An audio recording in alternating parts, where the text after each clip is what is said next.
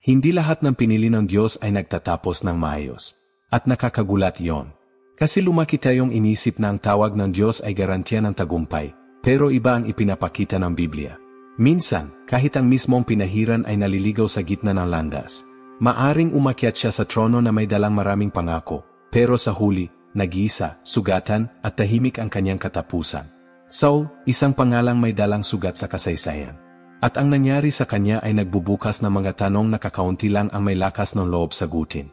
Sa totoo lang, paano nga ba nauwi sa trahedya ang isang taong nagsimulang napakaganda ang kwento? Paano umaabot sa pagpapakamatay ang isang taong pinahiran ng propeta, ginamit ng Diyos at iginagalang ng buong bayan? Ang pagpapatiwakal ni Saul ay hindi lang isang nakahiwalay na insidente sa banal na kasulatan. Isa itong salamin na mas malalim na katotohanan, kung ano ang nangyayari kapag nawala ang presensya ng Diyos pero nanatili pa rin ang titulo. Kapag ang puso ay lumalayo pero ang katawan ay nananatiling nasa pwesto ng pamumuno. Sa video na ito, maunawaan mo kung bakit ang istoryang ito ay hindi lang tungkol kay Saul, kundi tungkol sa ating lahat. Tungkol sa mga desisyon, sa pagmamataas, at sa mga sandaling nananahimik ang tinig ng Diyos habang ang ating kaluluwa ay ayaw ng makinig. Maghanda kang pag-isipang muli ang alam mo tungkol sa tagumpay sa spiritual. Dahil kahit matagal na ang kwentong ito, marami pa rin ang nakaka-relate hanggang ngayon. Bago tayo magpatuloy sa video, siguraduhin nakasubscribe ka na sa channel at i-activate mo ang notifications. Sa ganitong paraan, hindi mo mamimiss ang susunod naming mga video. Lahat ay ginawa ng may malasakit upang palakasin ang iyong espiritualidad at palalimin ang iyong pananampalataya.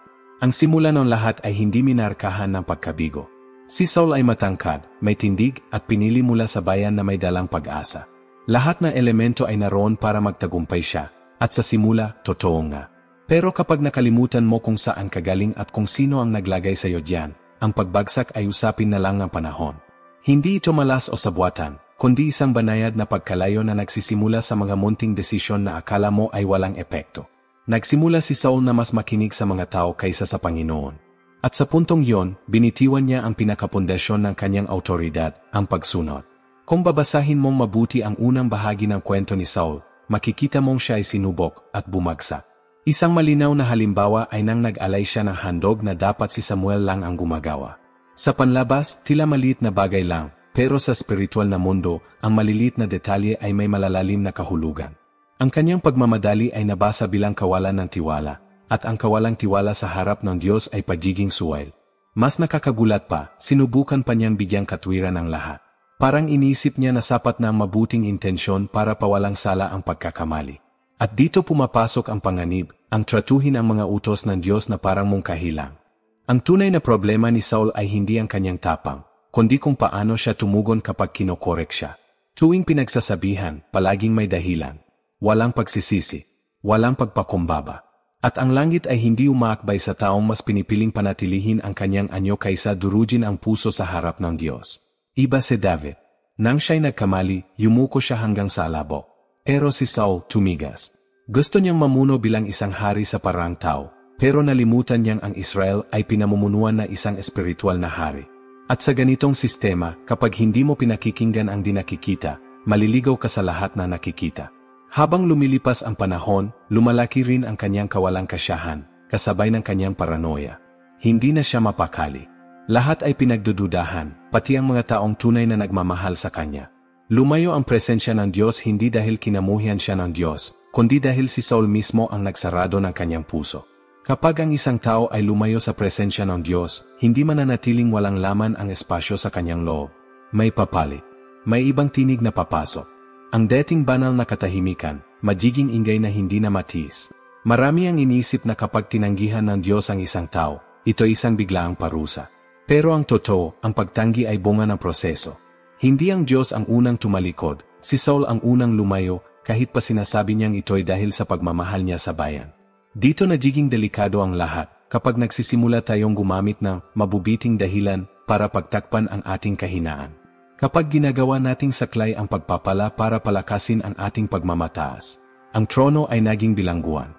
At ang korona, isang pasaning nagpapabigat sa kaluluwa sa halip na maging karangalan ng kanyang tungkulin. At gaya ng kahit anong pusong walang laman, hahanap at hahanap yan ng pampuno. Kaya nagsimulang gawin ni Saul ang mga bagay na dati niyang kinokondena. Nawala ang tamang panuka. Nawala ang direksyon. Umasa sa mga estratehiyang makatao para punan ang kakulangang espiritual. Ang desperasyon ay marunong magbalat kayo bilang tapang, pero sa ilalim, takot lang talaga. Alam ni Saul na may mali, pero hindi na niya alam kung paano bumalik.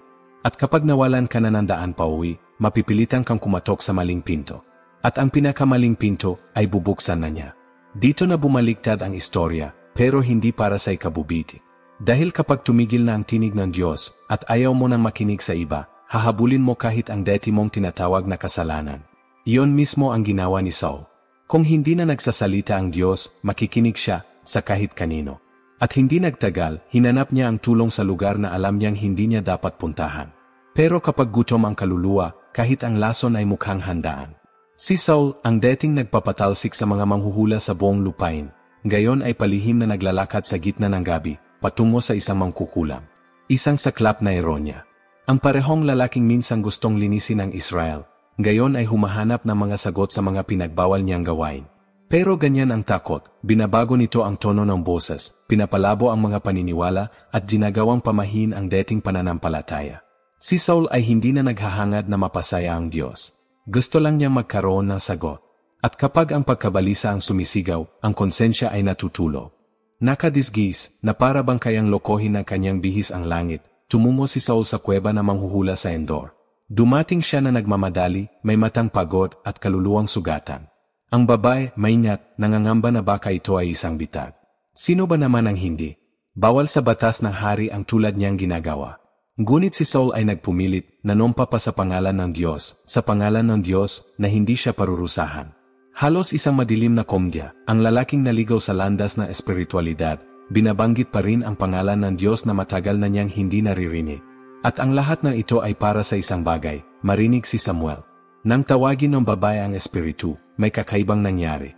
Napasigaw siya. Nagula. Nakilala agad si Saul. Hindi natin alam ng eksakto kung ano ang nakita niya, pero tila may lumampas sa kontrol na sanay na siyang hawakan. Marahil dahil sa unang pagkakataon, ang okulto ay lumapit sa banal ng walang pahintulot. At kapag ang makasalanan ay pilit na inaabot ang banal sa pamamagitan ng puwersa, ang bunga ay hindi kailanman banayad. Sa halip na magsisi, nagpumilit si Saul. Gusto niyang malaman kahit ano pa ang kapalit, kung ano ang mangyayari. Ngunit may mga tanong na, kapag itinapon sa maling panahon, nagdadala ng mga sagot na walang may gustong marinig. Dumating si Samuel o isang nilalang na nagpapakilalang siya. At ang una nitong sinabi ay isang pagsaway. Matigas, direkta, malamig. Bakit mo ako ginulo? Hindi ito batya ng pagkakaibigan. Isa itong babala. Pero si Saul, bulag. Hindi dahil madilim sa kuweba, kundi dahil madilim na rin ang kanyang kaluluwa. Siya'y desperado. At ang desperasyon ay laging nagmamadali. Gusto niyang malaman kung may pag-asa pa, kung pwede pang baliktarin ang lahat. Pero ang kanyang narinig ay kabaliktaran ng inaasahan. Marahil ay umaasa si Saul na makarinig ng kaunting aliw. Isang salitang makakapawi ng hapdi ng pagtanggi. Ngunit si Samuel o ang espiritu ay nagpaalala lang ng deti ng ipinahayag, tapos na ang kanyang paghahari. Si David ang susunod na hari. At ang pinakamasakit, bukas ikaw at ang mga anak mo ay sasama sa akin. Wala nang balikan. Ang hatol ay naisulat na. At ang taong umaasang makahanap ng pag-asa, kaparusahan ang natagpuan. Ang katahimikan ng Diyos na deti gumugulo sa kanya, ngayon ay may kabuluhan na, wala na talagang dapat sabihin. Nakasarado na ang pinto. At dito nagiging mas mapait ang pagbagsak ni Saul. Dahil ang taong dating puno ng espiritu ay yumuko ng gayon sa okultismo. At hindi ito usapin ng pagkamausisa o kakulangan sa kaalaman. Isa itong pasya. At ang mga pasya ay nagsasabi ng higit pa kaysa mga talumpati. Sa gawa, ito ang kanyang sinasabi, kung hindi na ako kinakausap ng Diyos, kakausapin ko kung sino man ang mahari. At ang pahayag na iyon ay bumubunyag ng laman ng puso. Kapag ang pananampalataya ay naging kalakalan at ang pagsunod ay naging estratehiya, hindi magtatagal ang wakas ay kakatok sa pintuan. Natapos ang madaling araw, pero ang bigat ng pagdalaw sa manghuhula ay nanatiling nakasindi sa kanyang bodhe. Umuwi si Saul na mas hungkag ang kaluluwa kaysa noong siya umalis. Alam niyang iba ang kahapon sa bukas. Pero hindi pa niya alam kung gaano kaiba. Ang hula ay naipahayag na. At sa gitna ng digmaan, lahat ng pilit niyang tinakasan ay magkakakatawang tao. Ngayon, wala ng pagtatago, wala ng maskara, at wala ng takas. Kung nagugustuhan mo ang nilalamang ito, like mo ang video. Hindi lang ito makakatulong sa channel na magpatuloy, kundi makakatulong din itong may parating ang mensaheng ito sa mas maraming tao. Ang linyang yon ay patuloy na umaalingaunggaw sa madilim na pasilyo ng isipan ni Saul. Bukas, ikaw at ang mga anak mo ay sasama sa akin. Hindi ito talinghaga, hindi haka-haka. Isang tuwirang babala, tuyong salita, walang paligoy-ligoy. At kahit anong pagpapanggap niya ng lakas sa harap ng mga tao, sa loob-loob niya, may bangin ng bumubukas. Ang makarinig ng sariling wakas ay sapat upang mawasak ang pundasyon, at matagal nang gumugulong si Saul sa gilid ng bangin. Ngayon, hindi na mapipigilan ang pagbagsak. At ang kaluluwa, kahit ayaw, ay unti-unti nang tinatanggap ang kapalaran.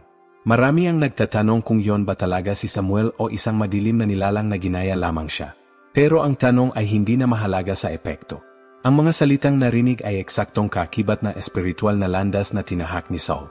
Hindi lang ito pisikal na kamatayang inanunsyo, ito ay bunga ng isang buhay na walang pagsisisi. Ang kamatayang may abisong nauna ay may sinasabi, pinayagan pa rin ng Diyos na malaman ito ni Saul. At iyon ay nagpapahiwatig ng awa, kahit nasa gitna ng paghatol. Pagkatapos niyang marinig ang lahat, si Saul ay bumagsak sa lupa.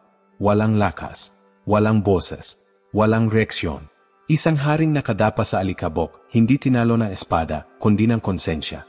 Hindi lahat ng pagbagsak ay may kasamang labanan, ang ilan, dumarating sa isang bulong mula sa kabila.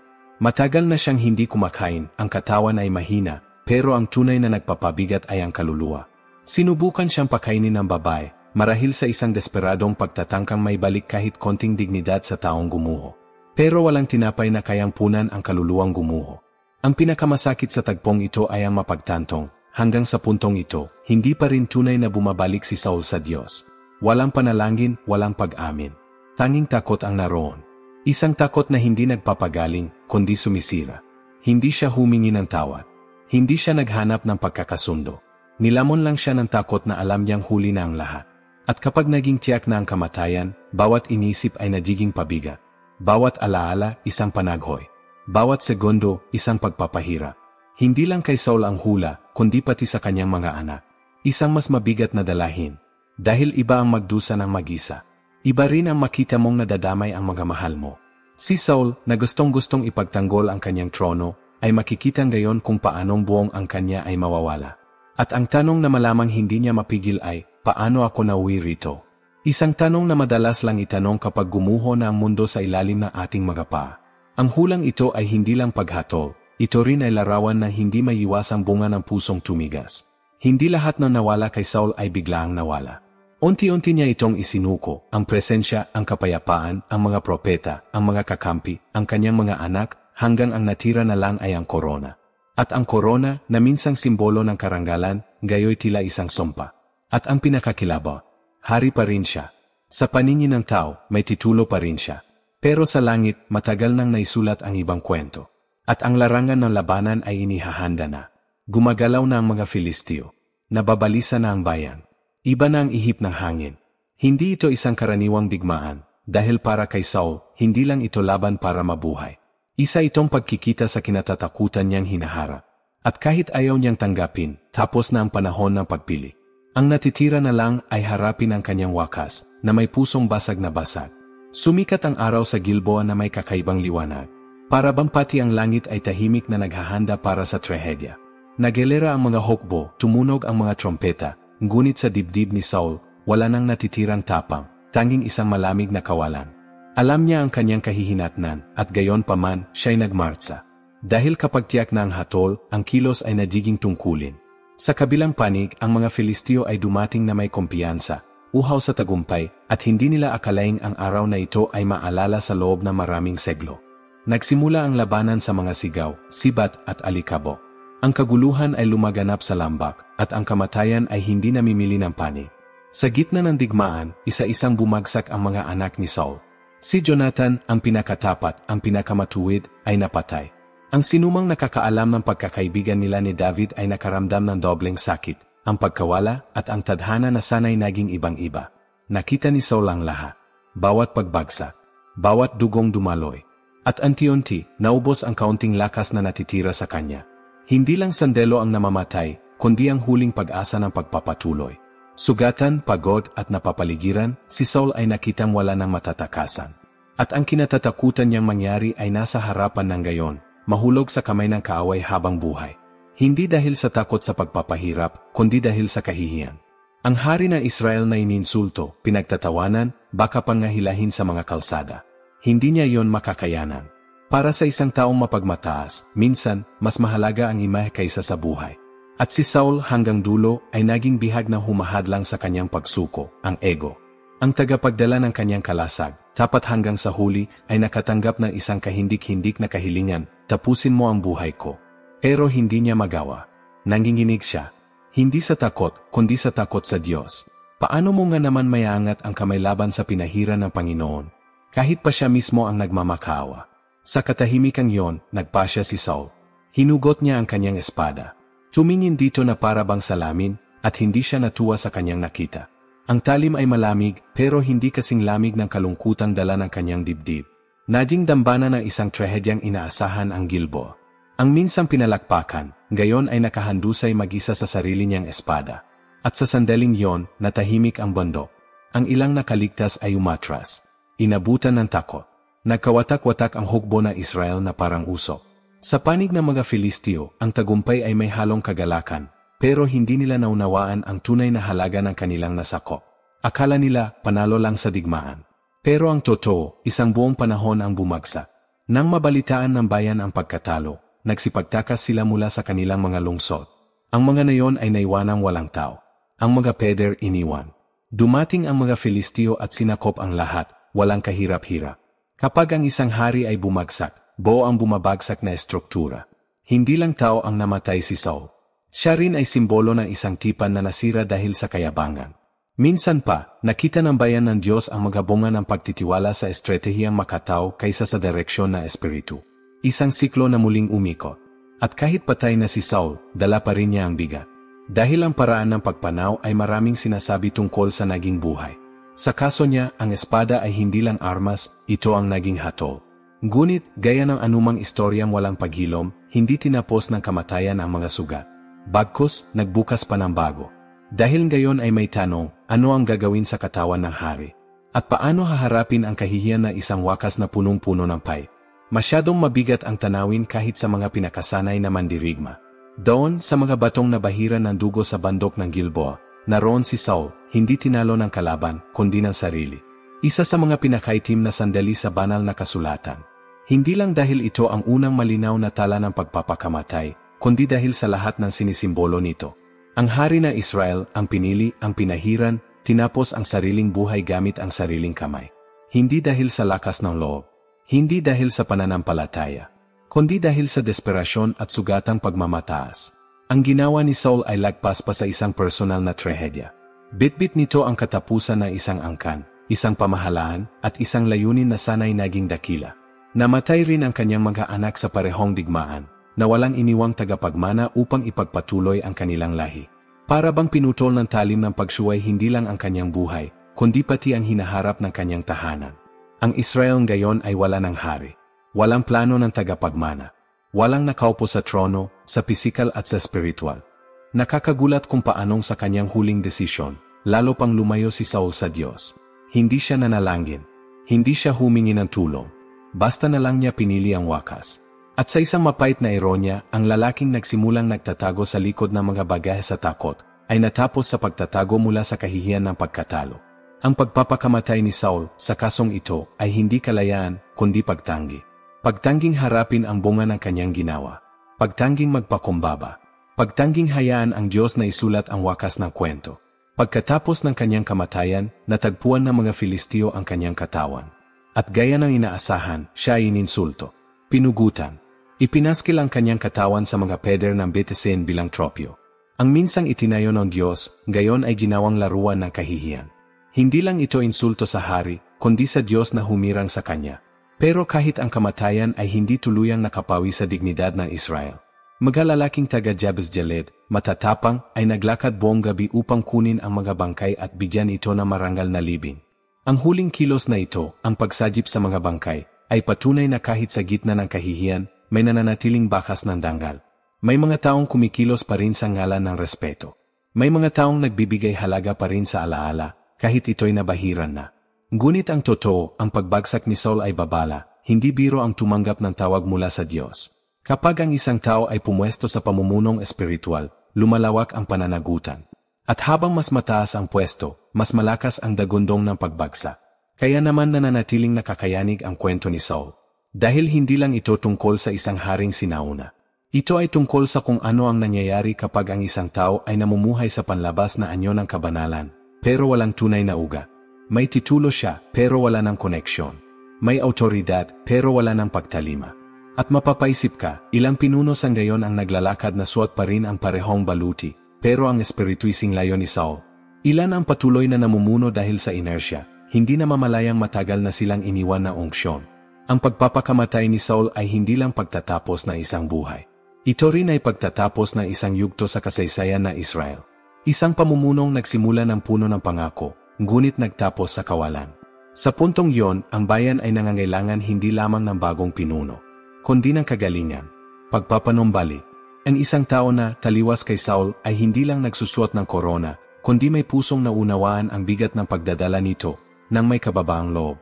At may isang lalaki na kahit malayo pa sa trono, ay may pusong ibang-iba. Habang tinatapos ni Saul ang kanyang kwento sa dulo ng isang espada, si David ay humaharap pa rin sa sarili niyang mga laban, pero may pusong ibang-iba. Pareho silang nagkamali. Pareho silang nagkaroon ng sandaling pagdududa, takot at padalus-dalos na kilos. Pero ang nagbukod sa isa't isa ay hindi ang dami ng pagkakamali, kundi ang paraan ng pagtugon sa mga ito. Si Saul ay nagtago, nagdahilan, nanahimik. Si David ay nagbukas ng puso, umiyak, nagpakumbaba. Ang unay tahimik na ipinagmamalaki ang sarili. Ang ikalaway humihiyaw ng awa hanggang sa mawalan ng lakas. Si David ay mabigat ang naging kasalanan. Nakiapid, nandeya, nagpapatay. Pero nang siya'y harapin, siya'y lumuhod. Hindi siya humiling ng panahon, ni nagtangkang magpaliwanag. Inamin lang niya. At doon nagkakatalo ang mga tadhana. Hindi hinahanap ng Diyos ang perpekto, kundi ang nagsisisi. At ang tunay na pagsisisi ay hindi lang guilt. Ito'y pagbabago. Ito'y pagkilala sa kasalanan at ang taos pusong pagnanais na huwag na itong ulitin. Si Saul, sa kabilang banda, ay patuloy na umaasta na parang lahat ay malulutas sa paliwanag at sa kanyang posisyon. Makikita rin ang kaibahan ng dalawang hari sa paraan ng kanilang pagtugon sa katahimikan ng Diyos. Nang tumahimik ang langit kay Saul, lumapit siya sa isang mangkukulam. Nang tumahimik ito kay David, siya'y sumulat ng mga salmo. Umiyak sa harap ng Diyos. Patuloy na humahanap ng presensya kahit walang kasagutan. At dito nalalaman kung nasaan ang puso. Dahil may mga sandaling ang amay na nanahimik, hindi para talikuran, kundi para turuan. At ang may tunay na pananampalataya ay patuloy na naghihintay. Ang mayabang, laging naghahanap ng shortcut. Si David ay natutong matalo. Natutong bumanggon. At higit sa lahat, natutong ang kanyang pagkakakilanlan ay hindi na sa trono, kundi na sa pakikipag-ugnayan sa Diyos. Si Saul naman, sa labis na kapit sa kapangyarihan at anyo, nawala ang lahat ng mawala ang hawak niyang kapangyarihan. Isa itong aral na umalingaunggaw hanggang gayon, hindi ang posisyon ang sumusuporta sa puso, ang puso ang nagpapalakas sa posisyon. Kapag ang panloob ay ipinagpalit sa panlabas, ang pagbagsak ay usapin na lang ng oras. At napapansin Diyon ng tao. Lagit-lagi. Isa pang malinaw na pagkakaiba ay makikita sa ugnayan ng bawat isa kay Samuel. Si Saul ay tila tinitingnan si Samuel bilang formalidad lang, isang propetang dapat lang gampanan ang tungkulin. Si David, kahit walang Samuel sa paligid, ay patuloy na naghahanap sa tinig ng Diyos sa sarili niyang paraan. Hindi siya umaasa sa tagapamagitan upang manatiling buhay ang kanyang pananampalataya. May uhaw siya na lumalagpas sa ritual. At ang uhaw na iyon ang hinahanap ng Diyos. Hindi titulo, hindi palasyo, hindi baluti, kundi uhaw. Ang nauuhaw ay hindi naghihintay sa tubig, naguhukay siya ng balon. At kahit si David ay may mga sandaling nanghina, may bagay sa kanya na kailanmay di nakita kay Saul, ang pusong marunong magpakumbaba. Isang espiritong bukas matuto. Isang pusong handang magsimulang muli kahit ilang ulit. At marahil Diyon ang pinakamahirap sa lahat, magsimula ulit ng may kababaang loob matapos mahulog sa harap ng publiko. Si David ay bumagsak, pero bumagsak sa harap ng Diyos. Si Saul ay bumagsak sa harap ng mga kaway. Nasa lugar ng pagbagsak ang pagkakaiba at sa hantungan ng kaluluwa. Kaya naman habang ang pangalan ni Saul ay binabanggit ng may bigat, ang kay David ay naalala ng may danggal. Hindi dahil sa kasakdalan, kundi sa katotohanan. Sa pusong tapat. At ganitong puso ang naghahanda ng daan para sa mas dakilang bagay. Dahil ang Diyos, kahit magtagal mang pumili ng bagong pinuno, kapag siya'y pumili, hindi niya hinahanap ang pinakamalakas, ni ang may pinakamaraming karanasan, kundi ang may tapang na magpasakop bago pa man manalo. Ang iniwan natin ay nagsasabi na malaki tungkol sa kung paano tayo namuhay. Sa kaso ni Saul, ang naiwan ay hindi lang trono na walang laman, kundi bayang sugatan. Ang kanyang paghahari na nagsimula sa pag-asa ay nagtapos sa katahimikan, takot at kahihiyan. Walang tala ng huling paghingi ng tawad, ni ng mga salitang may layuning bumawi. Walang pampublikong pakikipag-ayos sa Diyos. Walang senyalas ng pusong duro. Umalis si Saul gaya ng kanyang pamumuhay, hati, magulo at nakakulong sa pagitan ng hitsura ng isang hari at ng kawalan ng esensya. Ang mga kwento pagkatapos ng kanyang kamatayan ay nagpapakita ng isang bayang lit, walang patutunguhan, lantad sa kaaway. Hindi lang sandalo ang sinira ng digmaan, pati kaluluwa ng bansa ay nabuwag. Dahil kapag espiritual na bumagsak ang pinuno, ang epekto ay umaabot sa buong estruktura. Hindi lang ito tungkol kay Saul. Ito'y tungkol sa pinsalang kayang idulot ng pusong matigas kapag tumatangging kilalanin ang pagkakamali. Wala siyang naiwan na tagapagmanang karapat-dapat. Wala siyang iniwang pamana ng pananampalataya. Iniwan niya isang babala. Hindi maaring pag-usapan si Saul nang hindi maalala ang mga pagkakataong naibigay sa kanya. Binigyan siya ng Diyos ng panahon, payo, mga propeta, mga tagumpay. Pero kapag ang yabang ay mas malakas kaysa budhi, kahit ang mga pagpapala ay nagiging pabiga, maari sanang naging dakila si Saul. Maari sanang nagtayo siya ng lahing pagpapala sa susunod na henerasyon.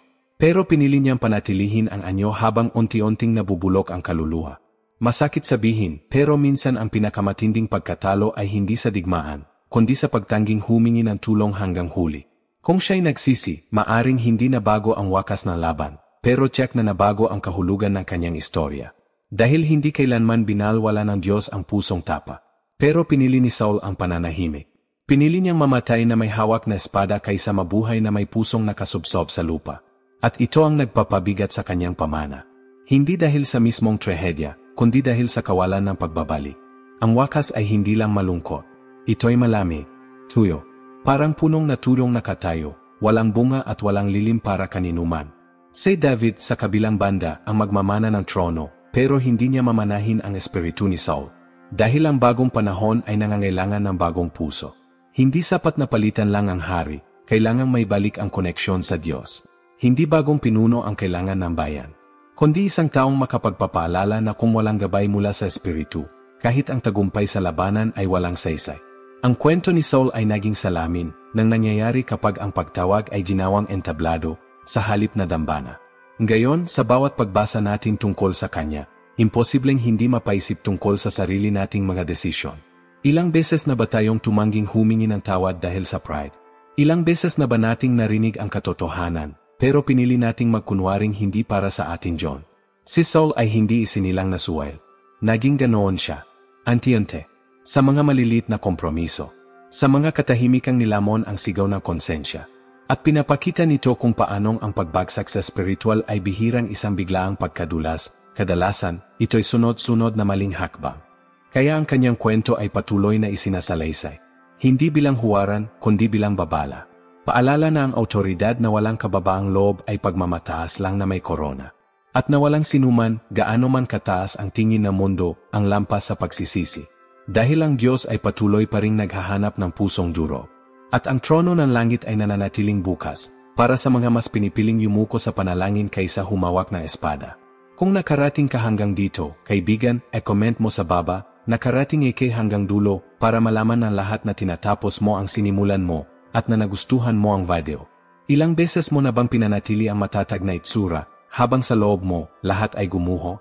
Ilang beses mo na bang piniling manahimik, magpanggap na ayos lang ang lahat, kaysa magpakumbaba sa harap ng Diyos? Iyan ang ginawa ni Saul. At ipinapakita ng kanyang wakas ang presyo ng pagbaliwala sa mga babala ng kaluluwa. Maaring kumikinang ang korona sa labas, pero kung ang puso ay hindi nagpapasakop, ito'y nagiging bilangguan. Ano ang silbi ng pagpapanatili ng kontrol, kung matagal mo na palang nawawala ang direksyon sa loob mo? Ang kwentong ito ay nagtatanong ng isang bagay na hindi pwedeng baliwalain. Ano ang nagpapalayo sa iyo sa Diyos ngayon? Yabang ba? Takot? O yung ugali na laging may dahilan sa halip na harapin ang katotohanan? Mag-ingat. Dahil ang pagbagsak ni Saul ay hindi nagsimula sa espada, nagsimula ito sa katahimikan sa loob na pinili niyang huwag pakinggan. At marahil, ngayon, may ibinubulong din ang Diyos sa loob mo. Ang kaibahan ng pagbagsak at pagbabago ay nakasalalay sa kung paano ka tutugon dito. Kung ang content na ito ay nakapagpaisip sa'yo, ay share mo sa comments, ano ang pinakatumimo sa'yo sa kwentong ito. At higit sa lahat, ano ang kailangang magbago bago mahuli ang lahat.